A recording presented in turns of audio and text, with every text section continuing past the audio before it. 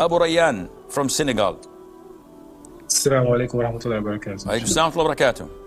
Assim AlHakeem. Wa ilaykum. Sheikh, there is this sect in my country, and a portion of them says that their imam or leader exempted them from praying and fasting.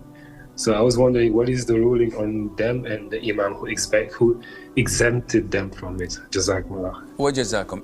Anyone who changes the fundamentals of Islam is a disbeliever kafir. And anyone who follows such exemptions is a disbeliever kafir. So when someone comes and says, Alhamdulillah, 5 daily prayers, no more. Says who? Well, says my sheikh, my imam. He said, you're exempted. All you have to do is pay $5,000 and Alhamdulillah, you don't have to pray for life. That's cool. I'll pay $10,000 if he can take Ramadan as well. Said, done. Whoa, I got a bargain. This is kufr. This is apostasy. This is changing the religion. Anyone who takes anything of the essence of Islam, pillars of Islam, pillars of Iman, anyone who says, I don't believe in the Day of Judgment, but I pray and I fast, and I go for Hajj, I give charity, I'm a good person. You're a kafir, you're an apostate. Anyone who says, well, 114 chapters of the Qur'an, I think they're 112. I don't believe in 2 chapters. You're a kafir. I think there's a chapter missing in the Qur'an by the name of chapter of Ali. You're a kafir. Regardless of what you do, Islam is not a charity organization that collects garbage like you and your sheikh. Islam is defined. Qur'an is preserved for 15 centuries, unchanged, not a single letter. The Sunnah is preserved. The whole religion is preserved because it's Allah's religion. You come and change it, you leave it. Brother Ahmed from Canada says, what is the ruling on collaborating and agreeing with the community to pray night prayer other than in the month of Ramadan? And some of them may dedicate it to the Muslims in Palestine or the Muslims in calamity-struck areas, and they would gather the community to pray such night prayer after Isha or at a specific night time at night. What's the ruling on that?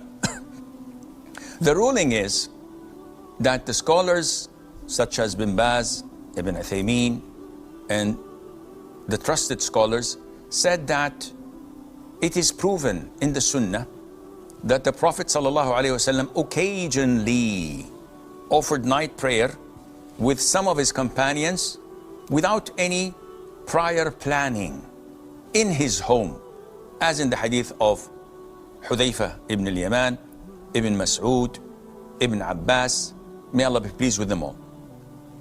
So they say if this is by coincidence, unplanned, once every blue moon, and it's done without a specific purpose, like people say, oh, tomorrow is Monday or Thursday, let us all fast tomorrow with the intention to support our Muslim brothers in China.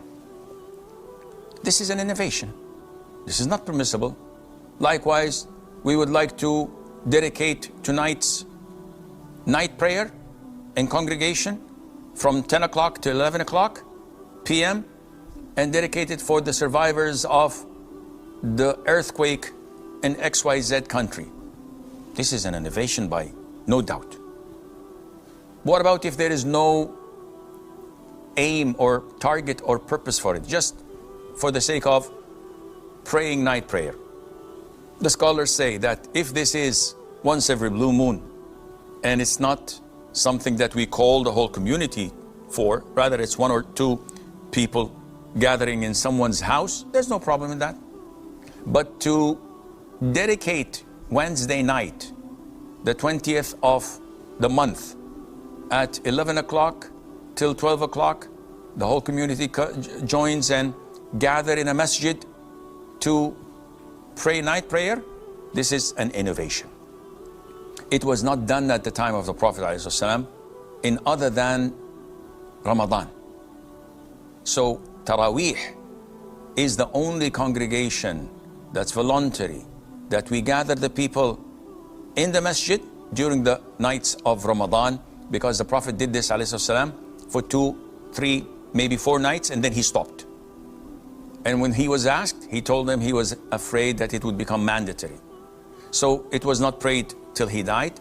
Then it wasn't prayed at the time of Abu Bakr. In the time of Umar, when he saw the people during the night time of Ramadan praying in little groups in the masjid, scattered, he gathered them all to pray behind Ubay ibn Ka'b, may Allah be pleased with him. So he gathered them all behind one imam, as the time of the Prophet ﷺ for 3 or 4 nights. So he revived the Sunnah. And the fear of it becoming mandatory was no longer existing, because the Prophet is dead. And there's no revelation coming to us telling us that now it's becoming mandatory. So it remains as it is, and Allah Azza wa Jal knows best. Hamza from Sweden. Assalamu alaikum. Salam. I have this confusion that the Al-Qura time for Fajr is literally 1 hour ahead of all the masjids. Because in the masjids, during the months between August and April, they follow almost just a 5-minute difference.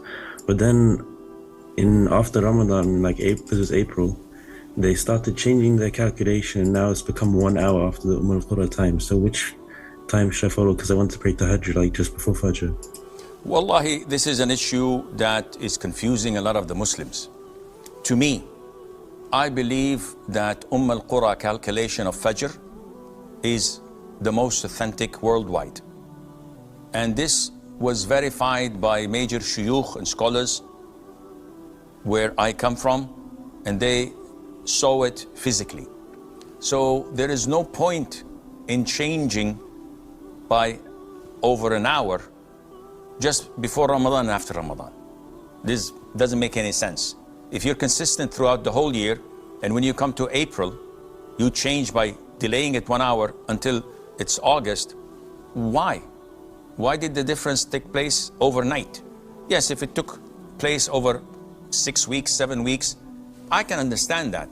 So to me, I would say that you stick, when it comes to your fasting, with the earliest, and when it comes to prayer, with the last. So if you want to fast tomorrow, Al-Qura says Fajr is at 4, and your local masjid says Fajr is at 5. You stop eating at 4. But when it comes to praying Fajr, you do not pray Fajr until it's 5. And this is the safest way, and Allah Azza wa Jal knows best.